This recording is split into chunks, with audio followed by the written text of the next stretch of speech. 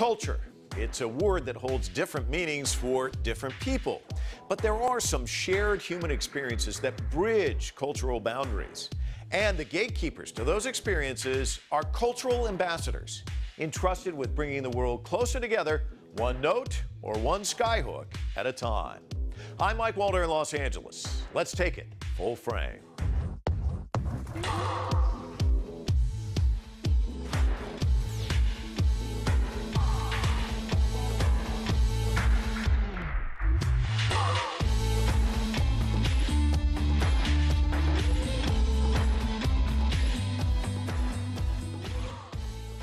He is a living legend, an icon of American jazz music. He began his career as an 11-year-old child prodigy, performing piano concertos with the Chicago Symphony Orchestra.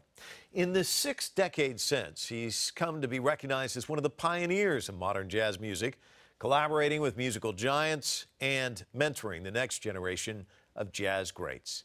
And as full-frame contributor Sandra Hughes found out, through the years, Herbie Hancock has also been one of America's most influential cultural ambassadors to the world. Herbie Hancock says the spirit of jazz is the spirit of openness. And for 5 decades, music lovers have heard his message. Through jazz, barriers are broken. The music reminds us on a daily basis just how much we all have in common. Growing up in Chicago, he played classical piano. By his teens, he had tuned into jazz, still tickling the ivories, but to an entirely different rhythm. Hancock's early career put him on stage and in the recording studio with jazz greats like trumpeter Miles Davis and saxophonist John Coltrane. Their music has almost a philosophical message in it as well that would include things like sort of expressing your personal creativity, not being afraid to go into areas that aren't your comfort zone, kind of delving into the unknown. Hancock has made more than 100 albums, won 14 Grammys, and has his prints firmly planted in jazz history. In 2011, UNESCO named him Goodwill Ambassador to promote intercultural dialogue.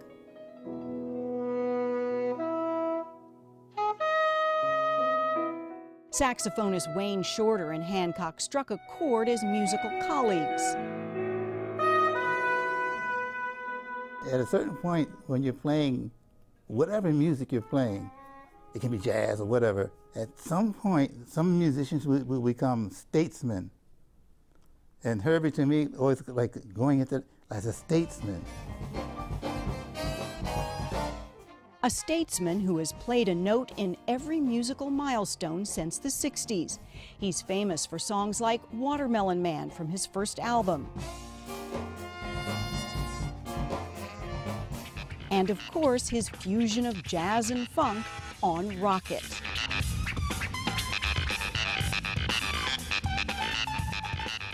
While Hancock has hit the high note playing jazz ambassador to the world, here in the United States, he's focused on educating the next generation of jazz musicians.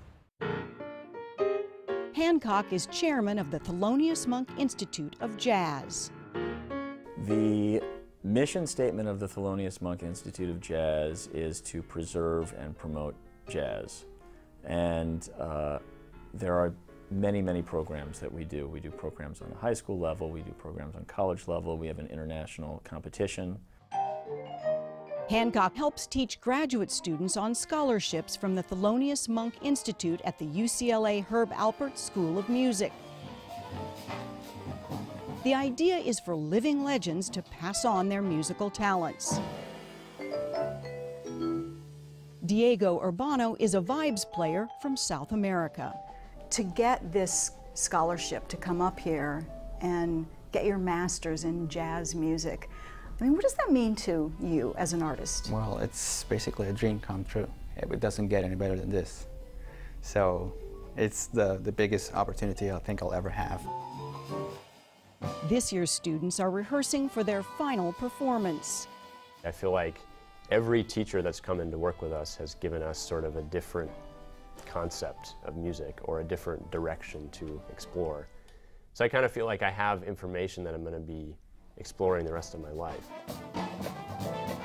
It's really exciting. It's never something that you get used to. When you have people like Wayne Shorter and Herbie, who you consider like people you really looked up to since the very beginning, it's definitely inspiring and an uplifting experience also. Stan Kenton. This is the graduating class of 2014. Herbie Hancock attended their final recital. The band played original works. The proud teacher and mentor took notes and was clearly as pleased as the audience with the students' musical growth. And for the students' devotion to the genre of jazz, Hancock says it best. Jazz makes a profound difference in all of our lives. A message that Hancock has spread to the world through music that is uniquely American, but has connected continents and promoted unity everywhere it's been played. For Full Frame, this is Sandra Hughes in Los Angeles.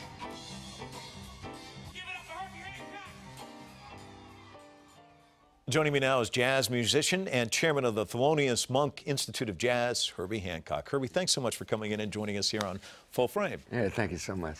So let me start with this simple question. What is it about jazz? Because I love this quote from you. It's, there's no judgment in jazz. You could perform anything. We started off by talking about how you did classical music. What was it about this form of music that really turned you on? Well, let me explain that phrase, you know, which says, there's no judgment in jazz. If you're playing with a group and you start thinking, I don't like what the bass player played, or I don't like what the guitar player played, the music just stops. The music can't stop. If you're playing a concert, it has to go on.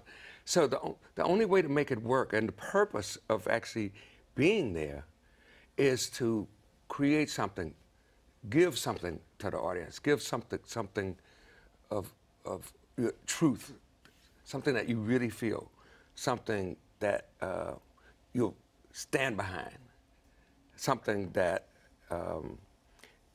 is your feeling for the moment. And whatever happens, the object is how can I turn this into something of value? That's what it's about. Describe for our viewers, because most of us will never have that opportunity to perform in front of a crowd. What's it like to bypass the ears, go straight to the soul or the heart of the audience? And you must feed off that too. Oh yeah, it's a great energy. It requires focus. But I've been doing it for so many years. My motivation and my trust and my determination, that was really the word I was looking for. Determination is so much stronger now when I perform than years ago. I guess that comes from experience.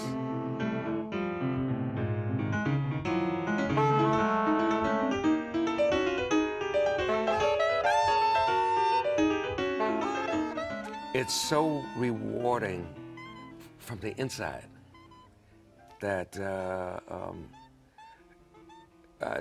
there's nothing else.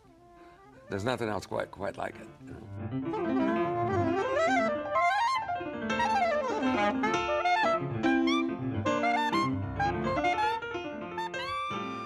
I want to talk to Ambassador Hancock, but I want to ask one more question about music and performing.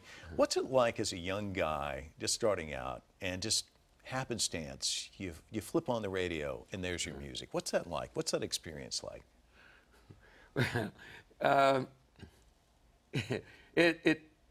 It really, of course, warms your heart. I mean, you think, wow, my music playing on the radio. After years of hearing a lot of other people that you don't know, finally you're hearing your own music on the radio. I mean, when I was young, it was the radio. It wasn't. We didn't have iPhones and you know the technology that we have today. But it's of course great. It's a great experience. Imagine if you're in your car. Everybody, shut up! I want to listen. Turn it up loud. I guess. It's still kind of nice if I'm alone. if I'm in my car and I'm alone and I happen to turn on the radio and something of mine comes on, it makes me smile. I'm happy that that they thought enough of my music to play it. So you get this Goodwill ambassadorship, and one of your first things that you're talking about is International Jazz Day. So take me back in time to that. What was it like getting this post and then coming up with this idea? Well, this was maybe 12 years ago that I was, that the Thelonious Monk Institute was asked to make a presentation for the end of what was called Philosophers' Day, an event that they had every year at UNESCO in Paris. And the person that kind of was responsible for putting it together, Mika Shino is her name. And anyway, we put together from the Thelonious Monk Institute a program for the end of that day. It was so successful. And in the process, I got to know Mika. And one day we were brainstorming just about life, about conflict, global conflict, conflict just in general, and various subjects having to do with the issues of the day. And she liked the way I was expressing myself. She liked my viewpoint. And she said, what would you think about the idea of being a Goodwill ambassador? And I was thrilled that she felt that I was suitable for that. Right. And the first proposal that I made as Goodwill ambassador was International Jazz Day, to establish one day, which is April 30th, every year as International Jazz Day. And it's a partnership now between UNESCO, the UN, and the Thelonious Monk Institute. The Institute actually puts the whole thing together. But it truly is a global event reaching billions of people. And I'm happy to announce that this year we will have participation from every country on the planet.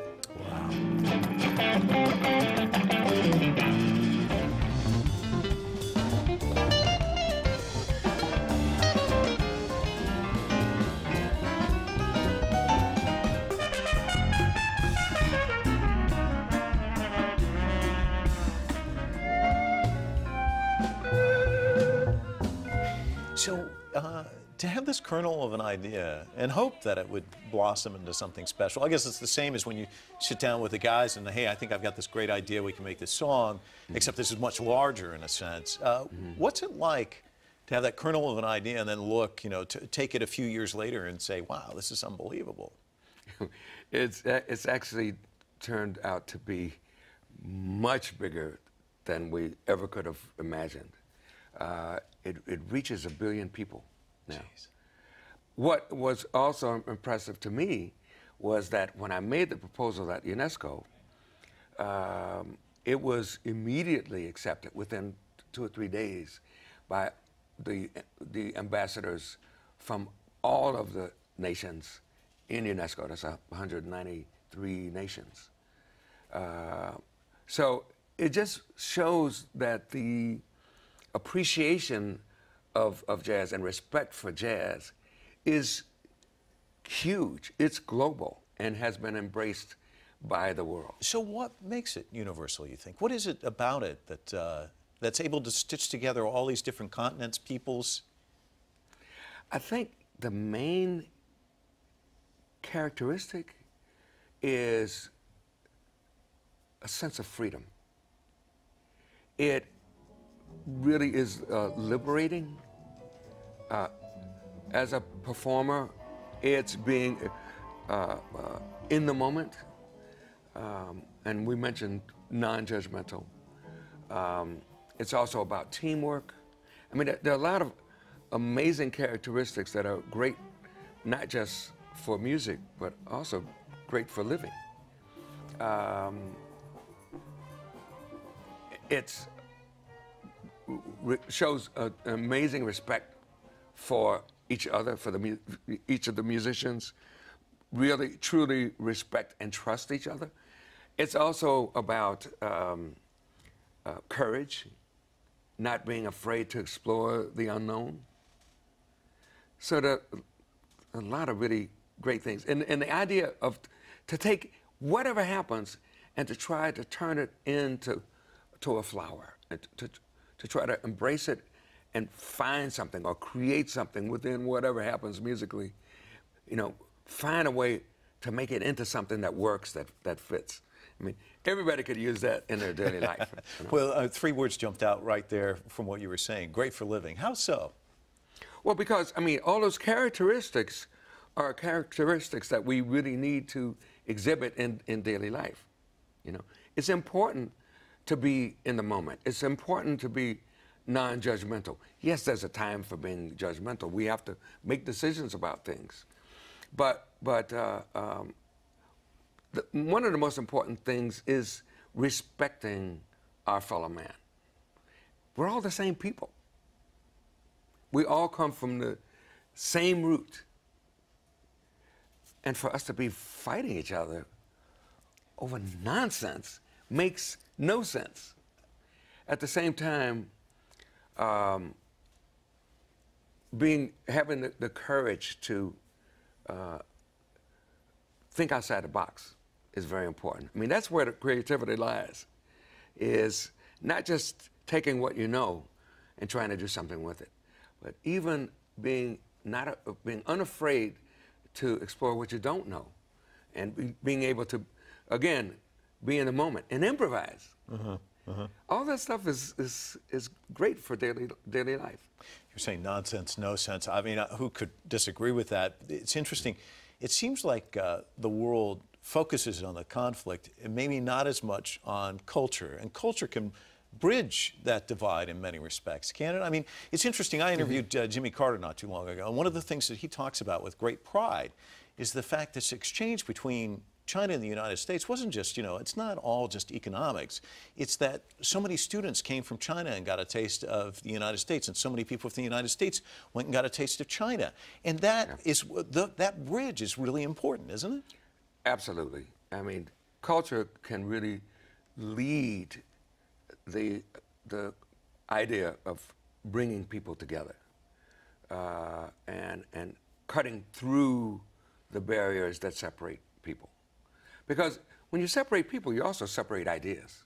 Ideas aren't always created by one person. Sometimes ideas are created by collaboration.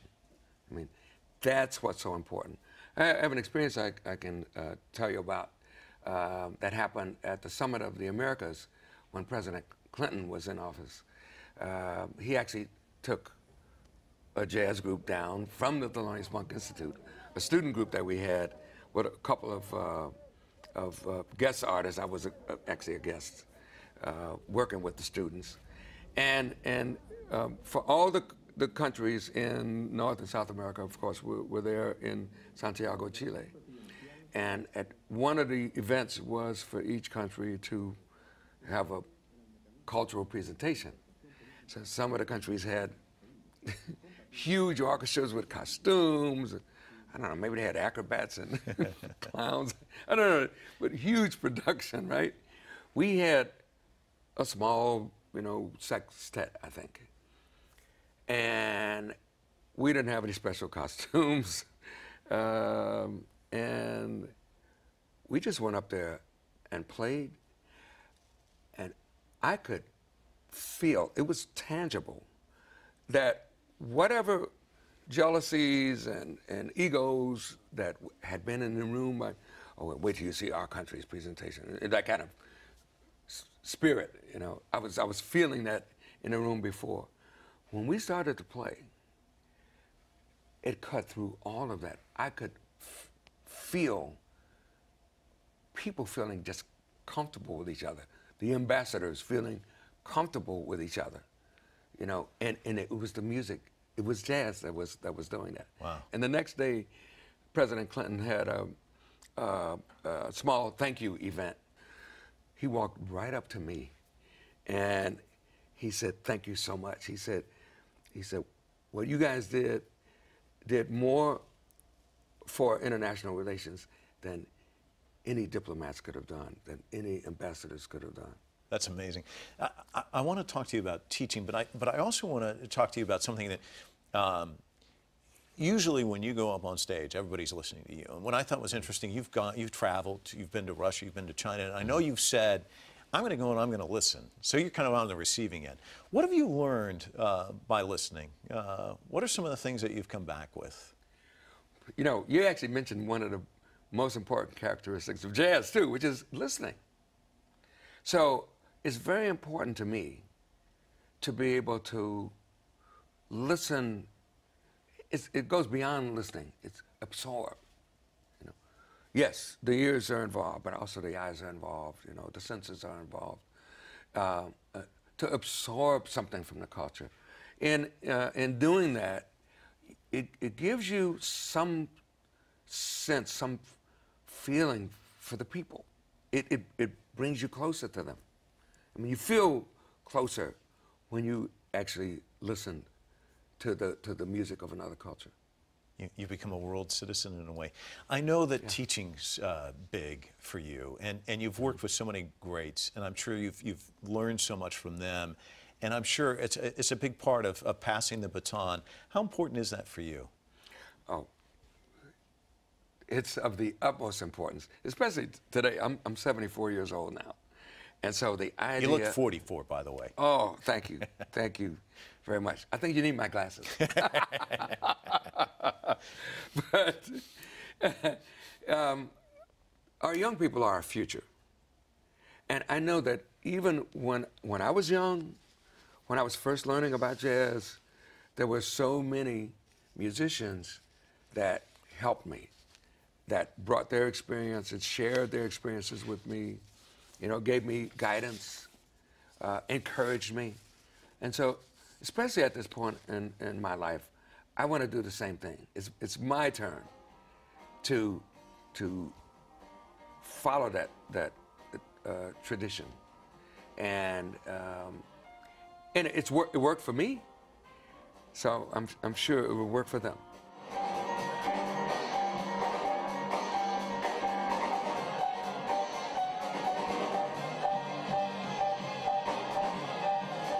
As we look back on your past, that 11-year-old kid doing those concertos, here you are 74.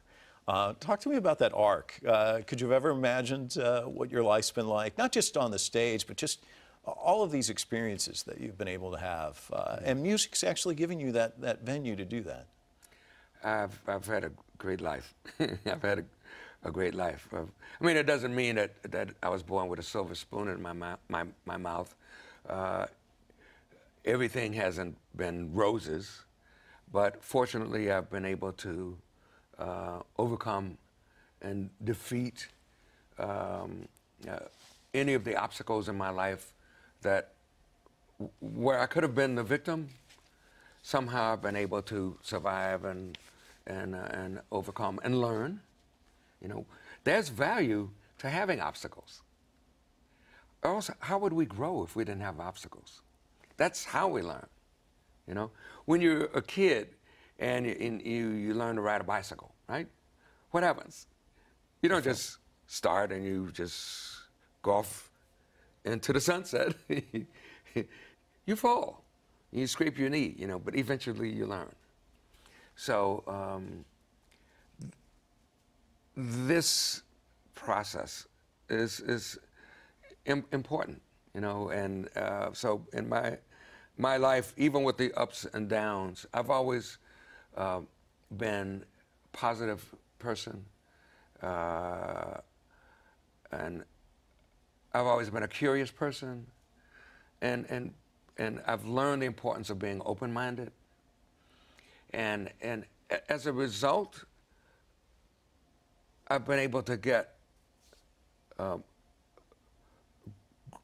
great opportunities from life, and hopefully I've been able to take those opportunities and turn them into something of value. I mean, that's my goal. The obstacles, in a sense, give you the wisdom, which probably also guides the direction of your music in a way, and probably influences the type of music you produce in a way. Yeah, but, you know, everything is not roses. So it's important to be able to recognize, take responsibility for your mistakes, but not be burdened by guilt.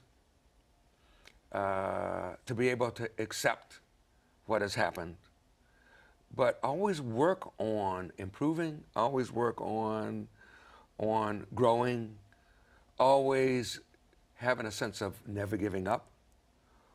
And the fight against your enemy, and your enemy is yourself. It's your own, in Buddhism we say fundamental darkness. It's the part of yourself that's always telling you, hey, they're not looking, why don't you go steal that? Or, you know, it's the one that's giving you these bad ideas, you know. So fighting against that part of yourself, and everybody has that. It's your evil twin. Right? Music has been a way to help me to focus on being creative. And because jazz has such great characteristics, and through that and my practice of Buddhism, you know, putting all of those things together has really helped me to make some really good choices in my life. Well, I heard you say, you quoted Miles Davis one time as saying, "Don't ever finish nothing." Unfortunately, we have to finish this, and I wish we didn't, but it was great fun chatting with you. Thanks so much for coming in. Thank you very much. Coming up, there is no doubt, as Herbie just demonstrated, that music is an invaluable tool linking cultures, but sports can unite people across cultures as well, and we'll be joined by a sports icon turned cultural ambassador in just a moment.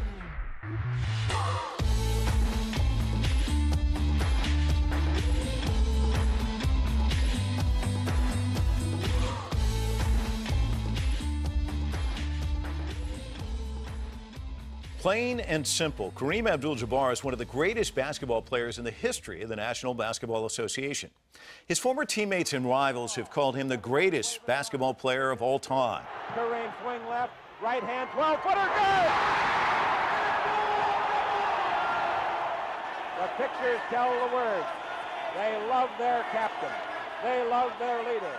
He holds the NBA's scoring record with an awe-inspiring 38,387 career points. But his second act in life has been just as inspiring. Since retiring in 1989 after 20 seasons in the league, Kareem Abdul-Jabbar has become an outspoken advocate for education, working to highlight the importance of STEM, or science, technology, engineering, and mathematics education. And in 2012, then Secretary of State Hillary Rodham Clinton appointed him as an American Cultural Ambassador. Here to discuss the role sports plays in bridging cultural gaps and his role as a cultural ambassador is Kareem Abdul-Jabbar, and we want to welcome you to Full Frame. Great to have you on the broadcast. Nice to be here. Thank you. Our viewers probably don't know this, but early in my career, I was like a cub reporter for an LA radio station and had to go and cover the Lakers. And after a while, it kind of felt like Groundhog's Day. You know, it's like I ask the same questions every day, get kind of the same responses. And I remember there was only one variance. Sometimes I'd come up to you and say, "Kareem, do you want to talk?" And you were nice about it, but kind of from not tonight. And I started to think, you know, either this guy's an introvert, or perhaps he kind of feels like it's Groundhog Day, having to do this over and over again, or third, he was repulsed by me. So I want to know what's the answer. Sir, I have no need to be repulsed by you. You're a perfectly nice guy. It's what you talk about Groundhog Day. We so focused on our careers, and dealing with the press is like very low on our list of priorities. So, you know, we want to get it over with. Yeah. And it's just more or less the whole idea of don't let anything distract you from what you're really here to do. And sometimes we get too much into that and don't realize that this is how we relate to our fans and the people who care about what we do. This is sometimes their only way to access us. And, you know, if you don't understand that, you can make some mistakes. But, you know, the funny thing is, it's like I started to think after trying to talk to you on a couple of occasions that, you know, it's a weird profession that you were in. I mean, like a guy who's a plumber doesn't have to come home and when he's getting ready to go in the shower, people ask him, why did you use that pipe wrench on that pipe? You know, but with you, it's every night having it thrown back out. Maybe you shouldn't have done this or that. It does have to be kind of either a distraction or kind of an annoyance in a way. It can be annoying, but if you prepare for it, it's not as bad as it is if you are annoyed and unprepared. You're going to have a really bad time. But so many athletes have a difficult time transitioning after they retire. Yeah. It's like there's this void, you know, what am I going to do with my life? As a cultural ambassador, I mean, how much of a challenge is it? What was the feeling like when Secretary Clinton made you a cultural ambassador, and how much do you enjoy it? Well, I enjoyed it. It was interesting because you go someplace, I went to Brazil, and people wanted to know what life in America is all about. They want to know from somebody that they feel has some credibility. They don't want to be the focus of propaganda. They want to know what's the skinny on it. You know, how does the United States work? What's it all about? And in Brazil, it was particularly interesting. They're trying to make Brazil a more inclusive society. They have a history of slavery, and then a history of people of color not doing very well. Only Europeans doing well. They want to change that. They want to integrate the society, and the best way to do that is through education. So the United States is working with the Brazilian government to improve their educational foundation so that everybody has access to the knowledge that they need for Brazil to become a first world country. That's what they want to do. So the fact that a black American could, through the democratic process, become President of the United States, they were very interested in that because they didn't think that could ever happen. Yeah. So the United States, by example, is showing the people of Brazil that democracy can work if you actually support it, and you know, it's transparent and respects and tries to fulfill the needs of the people. What about basketball as a bridge? Because I'm just thinking about the playoffs as they're going on. You got Dirk Nowitzki, who's from Germany. You got Nene from Brazil. You know, you just mentioned Brazil. Marcin Gortat from Poland. It seems like the NBA has changed since you got out of the league. It's a universal league now in many respects. Oh, yeah. Well, actually, it started my last year in the 80s. It actually had started then. There were a couple of guys that were from Europe, Hakeem Olajuwon from Nigeria, and that trend just grew because the game has become so popular. But it's an international game. I never thought it would catch up to soccer in terms of being popular worldwide, and that's happening. It's a pretty amazing thing. And you look at China, Yao Ming made such a huge difference in terms of, you know, this explosion of interest in the NBA there as well. Exactly. The popularity of the game has like really just gone haywire in China, and they all know all about the NBA, the stats, everything. It's a pretty amazing thing. What about basketball? What does it teach? I mean, what are some of the messages you could take overseas about what you learn from the game and how it can change a person? Well, teamwork. It's essential. You can't be good at it unless you understand teamwork, conflict resolution. You have to learn about preparation, understanding your game plan, and being able to react to the decisions that everybody else on your team makes in time. You have to do that in a basketball game. It really brings people together that way. It's not about individuals. It's what 5 people can do together. So I think for so many people who get those values from the game, it benefits them their whole lifetime. And it keeps you in shape, too. You know? That's a definite bonus. And look at you, you're in terrific shape still. The other thing is adversity, too. I guess there's one thing that you can be assured of in life, which is there are going to be adverse situations. And I think the game kind of teaches you how to overcome adversity in many respects, right? Well, to just keep plugging at it till the final bell. You know, when the horn rings at the end of the game, you got to accept it. You know, you got to move on. Yeah. And that's a very good lesson for people to learn also. Let me throw out a quote, and I'm sure you're probably going to recognize it right off the bat. You can't live a perfect day without doing something for someone who will never be able to repay you. John Wooden. And John Wooden always had these great aphorisms. But in many respects, I think when you're going overseas as a cultural ambassador representing the United States of America, That sort of encapsulates what he's talking about in many respects.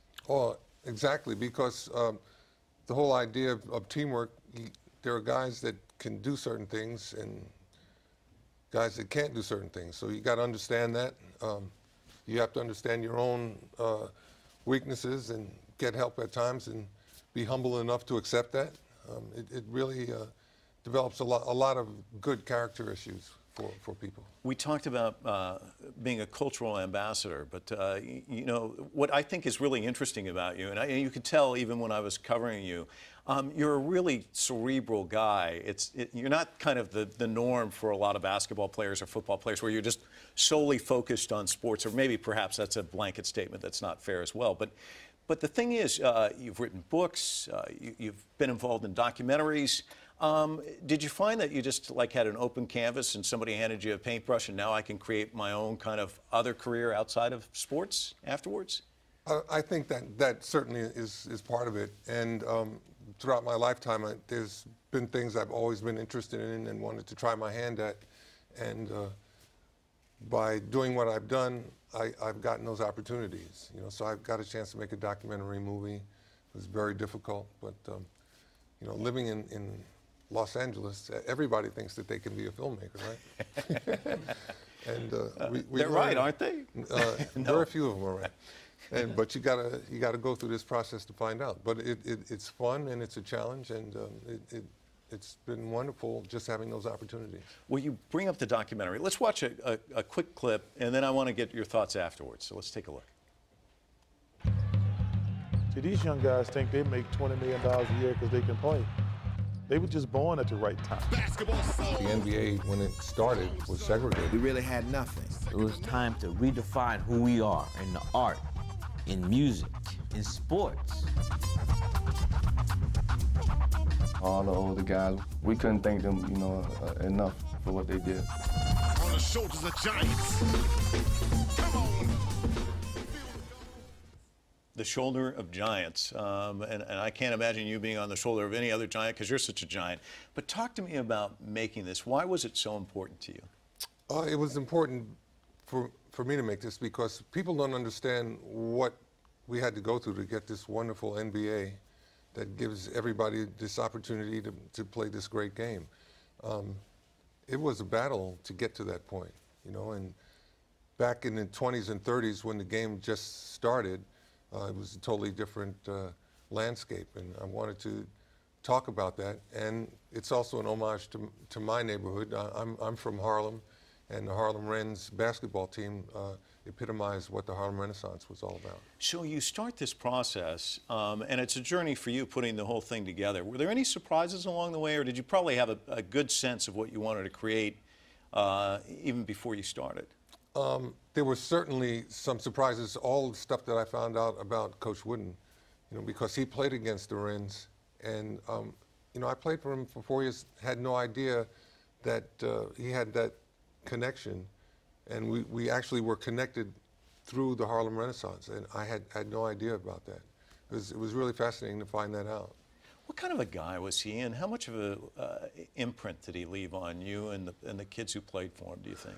Coach Wooden saw his ability to get control over the lives of young men as an opportunity for him to fulfill what he wanted to be as a Christian, to teach us good values and have us learn how to be good parents and good citizens.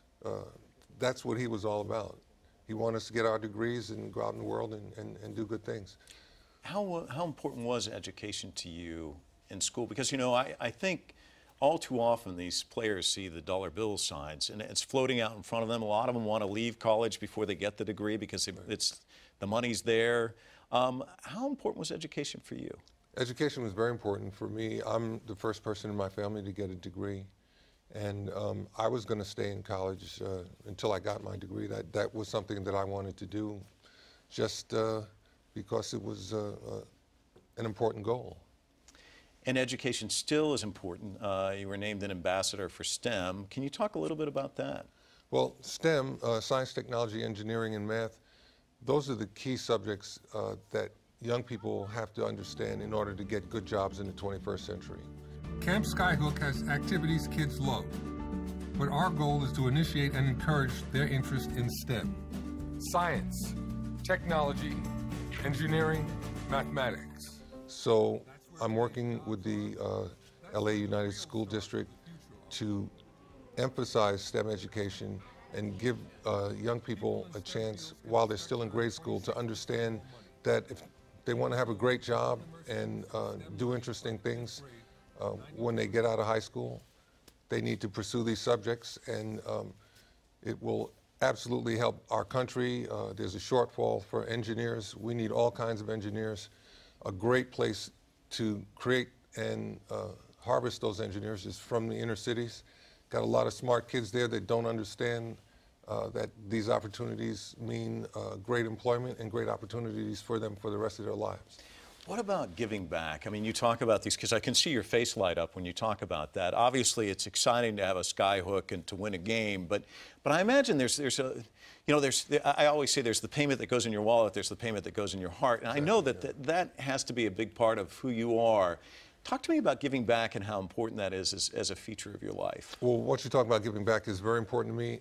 I was involved in a mentoring program summer of 1964 in Harlem, and it changed my life. It gave me an idea of what my community was all about, and it gave me ideas about what I could do to change it, to make it better, and how I could fulfill what I wanted to do with my life. I had no idea about that.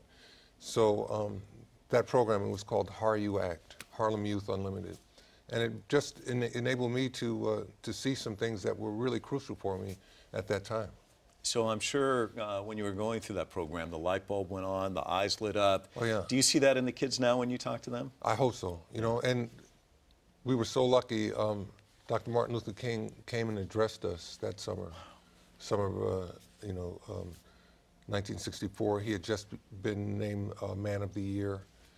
It was very, very inspirational to have him come tell us that to go on and do what you see needs to be done. You know, to get that encouragement from someone like him was an awesome moment in our lives. What was it like to have his presence there? I mean, was he as awe-inspiring now in history? I mean, the legacy of this man. But I mean, to be a young man in the presence of Martin Luther King Jr., that must have been phenomenal. Yeah, it was amazing. And the press corps was following him everywhere. And for me, I was in our journalism workshop. So they gave me press credentials and just put me in with the press corps, and I covered it just like I was a reporter, which is actually what I was supposed to be trying to do, you know. But I got to ask him a question. I mean, I'll never forget it, you know. It's that meaningful. But you were kind of an introverted, kind of shy kid. It must have taken a lot of courage for you to ask him that question. No, it didn't actually. You know, because I felt like I was speaking for the youth in my community. Yeah. You know, so it made me feel, I felt empowered at that moment, you know, to ask a question and be taken seriously by someone who was doing such wonderful things. Do you remember what you asked? I asked him what he thought about the program, if he thought it was successful. And he said the program absolutely was successful already because we were already thinking about how to make Harlem a better place. To watch the arc, to be in a room as a kid with Martin Luther King Jr., and then to be walking around here in the United States and knowing that Barack Obama is president of the United States, to go from that moment to this moment, what's it been like to live that kind of life and see that? It's been an incredible thing to see the fruits of the civil rights movement. You know, one of the fruits of it that Black Americans now participate in our democracy in really meaningful ways, and that's not going to change. Even though there's still a whole lot of resistance, that's not going to change. I think that's an incredible thing.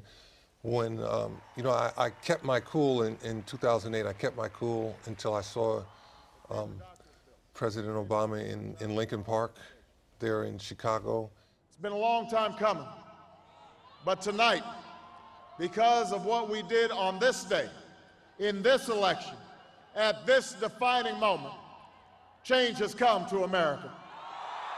And I thought about my parents, if my parents could have been there for that moment, and that's when I started crying. I saw Jesse Jackson crying, I started crying because he understood, you know, what it took for that moment to come to fruition. And, you know, I got it at that moment, just watching him. It was a very emotional time. Kareem Abdul-Jabbar, what a delight. Thanks so much for coming in and talking. Certainly appreciate it. Oh, my pleasure. Thanks for having me. An ambitious architectural undertaking has become a cultural connection between two global superpowers. We'll take you to the center of it all next.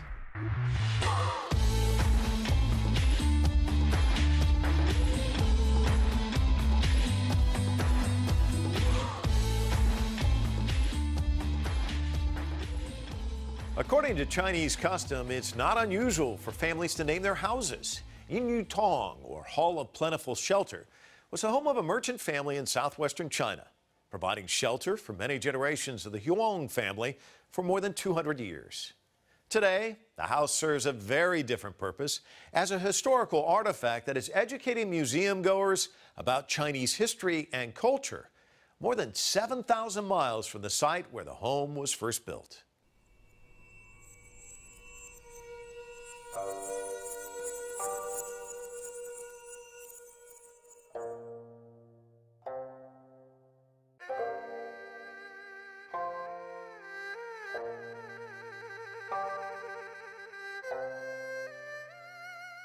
This is a house built by a merchant family, which had a lot of resources.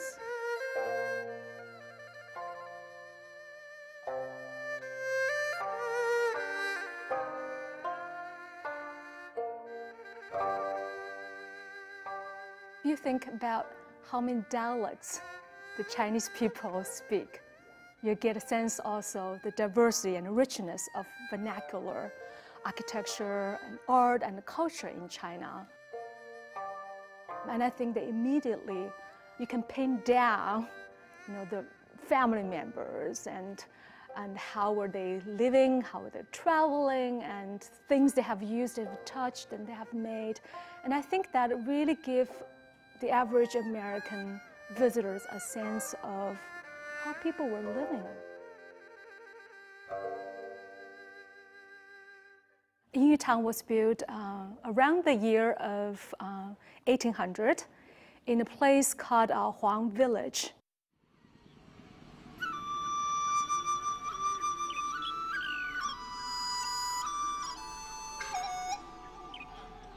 It's a remote and small village in a place called Huizhou, which is located in the mid-south part of China, about 200 miles from Shanghai.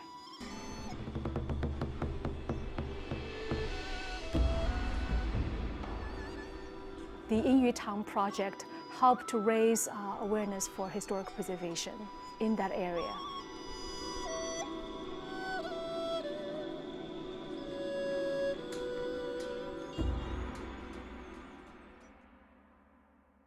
Yin actually means sheltering, and Yu means abundance. As the name of the house signifies, it's a place that provides abundance and sheltering to the family. In fact, about 8 generations of the Huang family lived here.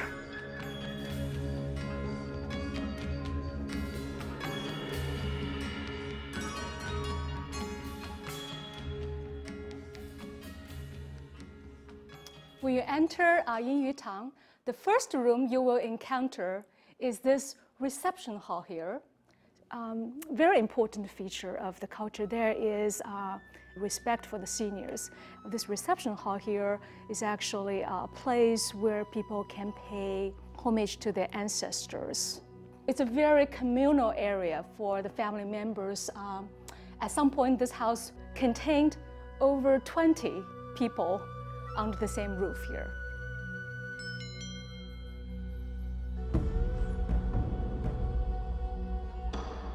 One of the distinct culture of the Huizhou area is it's known for producing great merchants.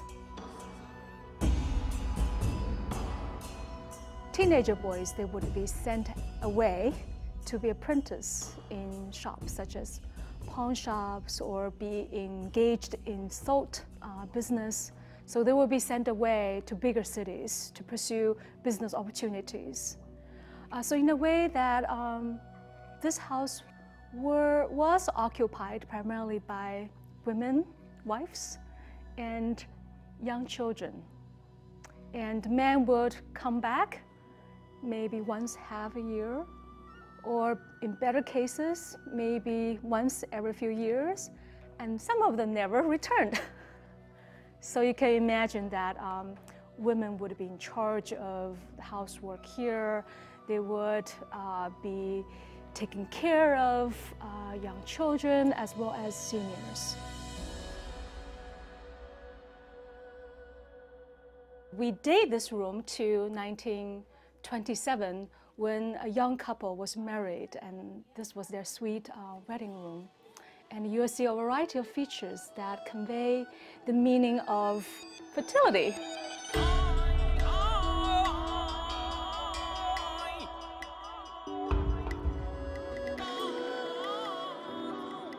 And a curious feature in the bed is a circular jar which could be filled in hot water.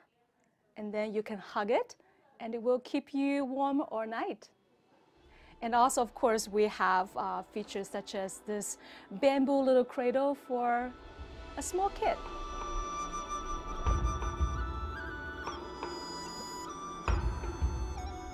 Right now, I'm standing in front of one of the most beautiful elements in this gorgeous house. It's a carved wooden window panel with 5 pieces. And each of this piece is made of carved camphor wood. So you see dragons, you see linger fungus, which conveys the meaning of immortality and longevity, as well as good wishes. Of course, it serves as a aesthetic or decorative elements of the house, but also it allows air circulation.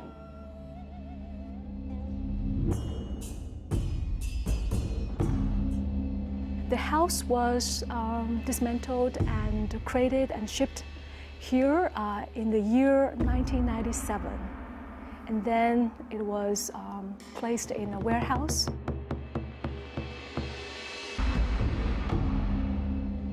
So it allowed us actually to study and document, as well as trying to put all the pieces together to see whether each piece fits. And the process of documentation, the process of preservation took us about 3 years. And then in 2003, the house was re-erected here in the museum in Salem and open to the public. The process was very ambitious and complex, and it required the collaboration of a team of experts from China as well as from the United States.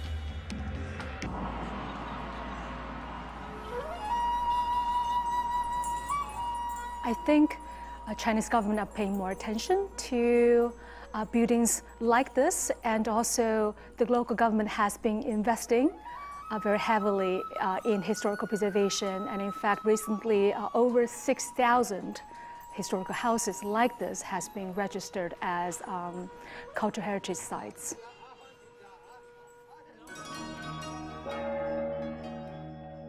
The house is amazing time capsule is because it contains amazing range of objects that can tell stories about the changing time in China, and also sort of the fortune, the rising and falling fortune of the family.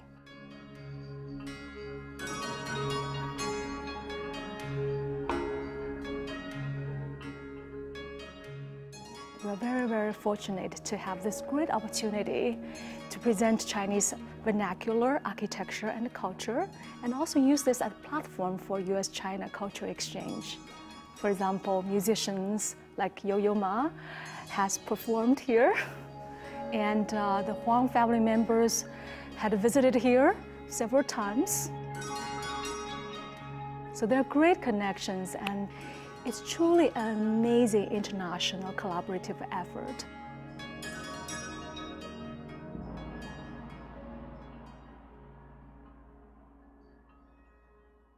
That's it for this week. Join the conversation with us on social media. We are CCTV America on Twitter, Facebook, and YouTube.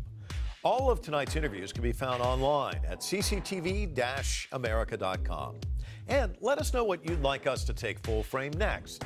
Email us at fullframe@cctv-america.com. Until then, I'm Mike Walter in Los Angeles. We'll see you next time.